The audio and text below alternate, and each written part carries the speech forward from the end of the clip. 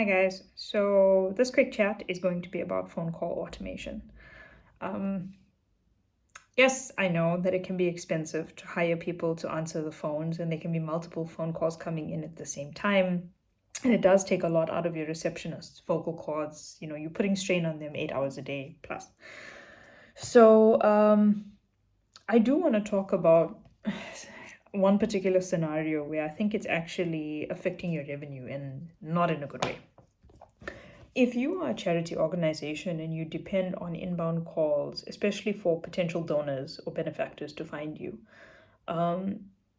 if somebody's going to phone in and listen to a pre-recorded message that takes longer than, I don't know, maybe 5 to 10 seconds, they're not going to hold the phone until your 30 to 90-second message with all of your options plays out. They just want to know something very specific and they want to know it now. If that person had the time, they might actually be browsing your website for that information. So think about it that way. If you do use a phone call automation where somebody dials in and you have a pre-recorded message that says, for sales, press 1, for customer care, press 2, etc., rethink this. Rethink which industry you're in. Please think about whether it's really necessary. Think about whether it's actually adding value for the person who's phoning you. And if it might actually be hurting your revenue stream. In my experience, it is, and it does hurting or hurt your revenue stream. And I think there's so much better that we can do.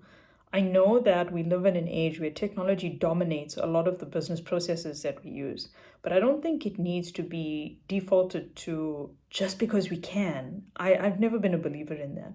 And more often than not, we end up wasting time and energy and a lot of money on putting these things in place when all that a caller wants is for a human to pick up the phone and say, how can I help you?